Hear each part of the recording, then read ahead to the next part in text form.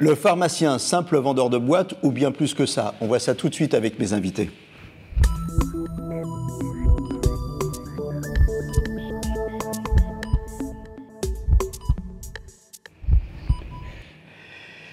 Avec moi sur le plateau, le docteur Michel Darmon, vous êtes médecin généraliste à Enghien, et Béatrice Clairaz, vous êtes docteur en pharmacie et coprésidente de la FSSPO.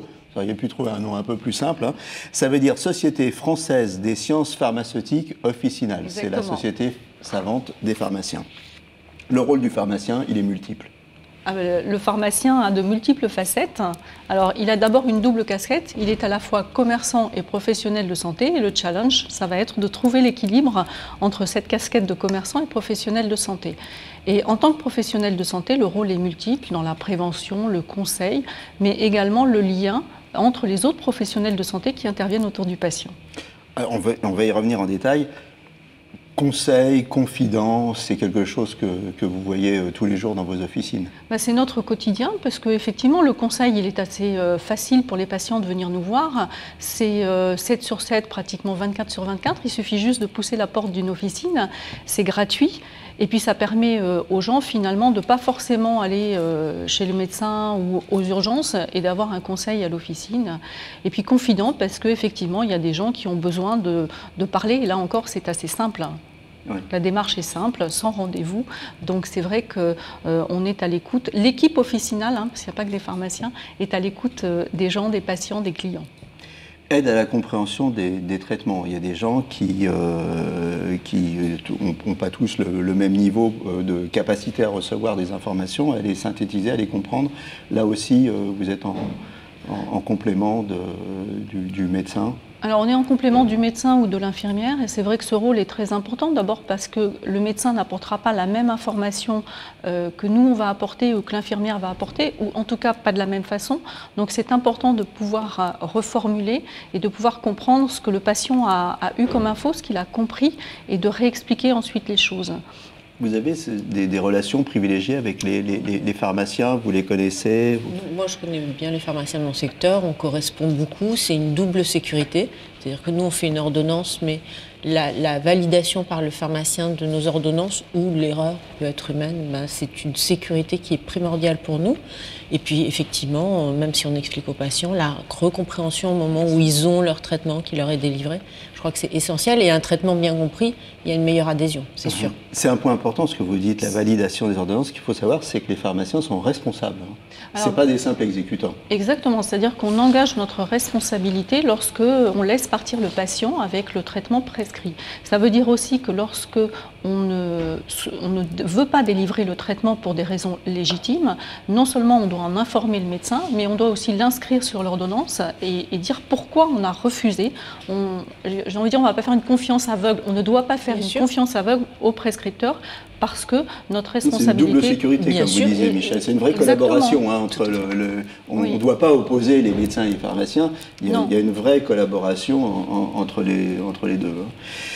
L'aide à la compréhension des examens. S'il y a des gens qui viennent vous voir en disant voilà, on m'a prescrit ça, et puis en plus, regardez, on m'a fait des examens, je ne comprends pas bien, expliquez-moi. Alors c'est vrai qu'on a de temps en temps des patients, quand ils sortent du laboratoire d'analyse, ils aiment bien venir tout de suite parce que soit par inquiétude, soit qu'ils n'ont pas compris quelque chose. Donc c'est vrai qu'on peut réexpliquer, mais on n'est pas médecin, on n'est pas là pour faire un diagnostic ou pour interpréter les analyses. On répond simplement à leurs questions et dans tous les cas, on les réoriente vers leur médecin prescripteur. Un point important, la bonne observance. Alors ça, c'est un point capital. Je vais vous donner un chiffre. Il y a 57% des clients d'une pharmacie qui suivent un traitement depuis au moins 3 mois, mais il y en a seulement un tiers qui sont des bons observants, c'est-à-dire qui prennent bien leur traitement comme il faut, et 15% qui abandonnent, qui ont acheté les boîtes, mais qui ne prennent pas le traitement. Ça, c'est un facteur important de collaboration entre médecins et pharmaciens, non ? Oui, c'est vrai que le problème de l'observance, c'est un vrai problème. Après, c'est pas aussi simple que ça d'être observant. Et nous, on aime bien plutôt utiliser le terme adhésion au traitement, parce que ça veut dire qu'il y a un engagement du patient, que c'est finalement un contrat moral qu'on passe ensemble pour que tout se passe bien. Et puis, de temps en temps, il faut chercher les causes de la non-observance. C'est parfois des difficultés dans la vie des patients qui font qu'à un moment donné, ils ont décroché.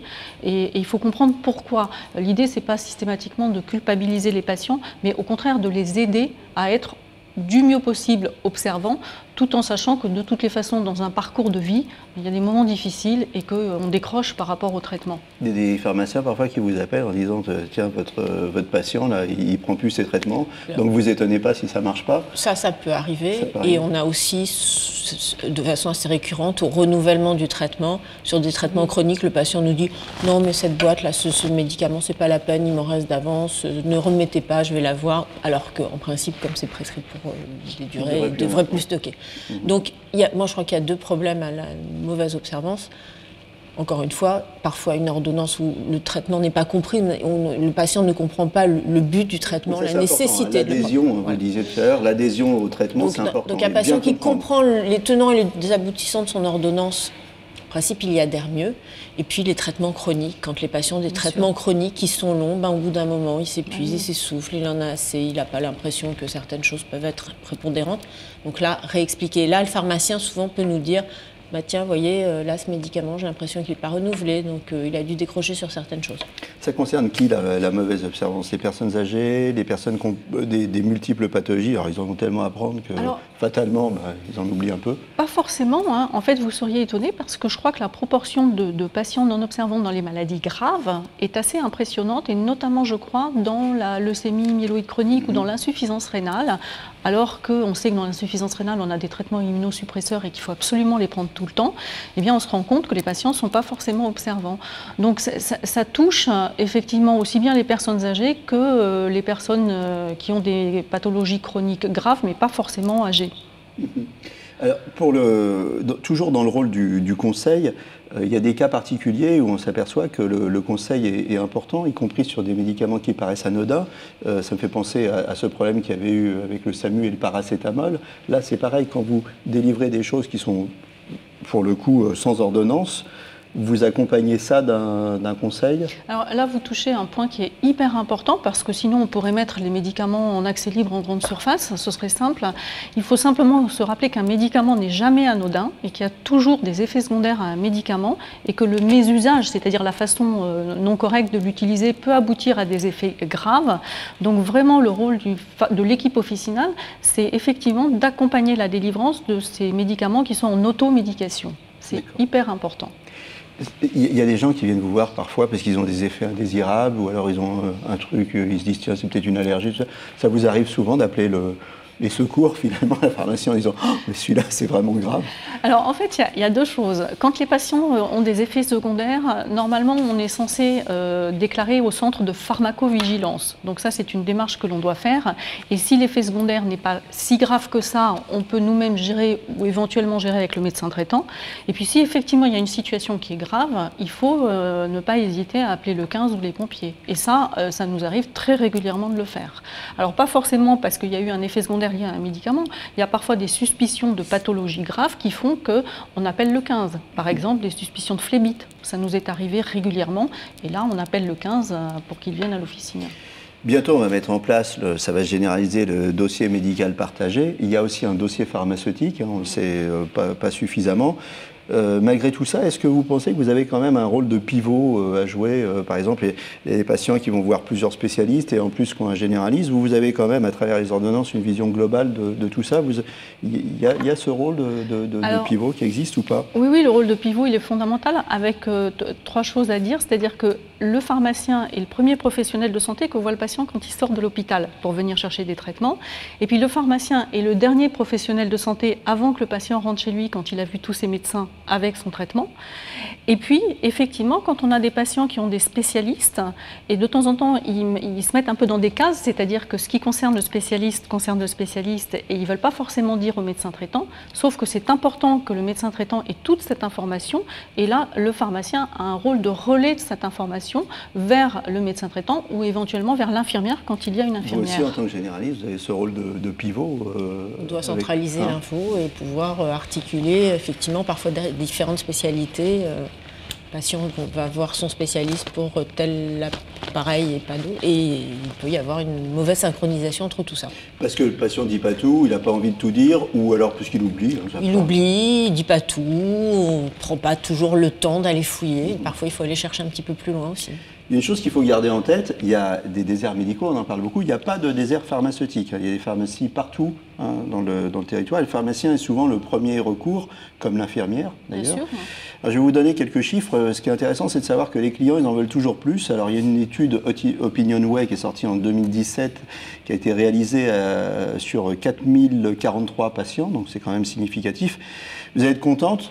99% des patients font confiance à leur pharmacien. Ah oui, je suis contente. Elle est contente. Bien sûr. Contente. Bon, à mon avis, il doit faire confiance aussi à leur médecin généraliste, je pense. Un tiers des patients seraient intéressés par la préparation d'un pilulier par le pharmacien. Donc ça rejoint le problème du mésusage. 53% des patients sont prêts à changer de pharmacie pour des conseils plus spécialisés. Donc ça rejoint ce qu'on disait par rapport au conseil. Et 66% des patients sont intéressés par un rendez-vous de 15 minutes, une fois par trimestre, pour discuter de son traitement avec le pharmacien. Ça vous étonne, ça ? Non, ça ne m'étonne pas, mais il va falloir dégager du temps, là, par contre. Hein. C'est ça chronophage. Peut-être le problème de la monétisation. Non, mais enfin, ça veut dire que les gens sont véritablement en demande de... Oui, et puis ça veut dire que finalement, dans les nouvelles missions du pharmacien aujourd'hui, on ne s'est pas trompé, puisqu'elles sont essentiellement orientées sur l'accompagnement des patients et ces fameux entretiens pharmaceutiques. Justement, alors vous plaidez aussi au sein de votre société savante pour des parcours protocolisés. Là, c'est pour aller plus loin. On va prendre un exemple concret, c'est la cystite des femmes, par exemple. Donc une femme a une cystite, vous savez exactement comment la soulager, sauf que vous n'avez pas le droit de lui donner ce qui la soulage. Si ça lui arrive un dimanche, eh ben, elle n'a plus qu'une solution, c'est aller aux urgences. Donc vous, pour désengorger les urgences, lutter contre l'antibiorésistance, le patient qui prend n'importe quoi pour se soulager, vous plaidez pour des parcours protocolisés qui ont été préétablis avec des médecins qui vont vous permettre de délivrer des médicaments. Oui, moi je pense que c'est super important dans des prises en charge comme ça de pathologie, de pouvoir protocoliser avec les médecins et de pouvoir délivrer à un moment donné, un, pour soulager la patiente, donc une meilleure prise en charge, et deux, pour éviter justement d'orienter les patientes vers des urgences alors qu'on pourrait prendre en charge à l'officine cette patiente. Donc oui. En 30 secondes, on arrive au terme de l'émission, vous êtes d'accord avec ça ? Avec un coût effectivement bien moindre, parce que ça coûte d'envoyer quelqu'un aux urgences. Par contre, avec une certaine méthode, une infection urinaire, on doit faire des tests, une ondelette, quelque chose pour vraiment l'authentifier. Donc voilà, ce qui ressort de tout ça, les clients, les patients, on les appelle comme on veut, demandent qu'on aille plus loin, ils demandent toujours plus de conseils, ils sont en demande de médecine, ils sont en demande de pharmacie. Je vous remercie toutes les deux, et de qualité bien sûr, je vous remercie toutes les deux d'être passées sur le plateau. À très bientôt pour un nouveau numéro, et d'ici là, portez-vous bien.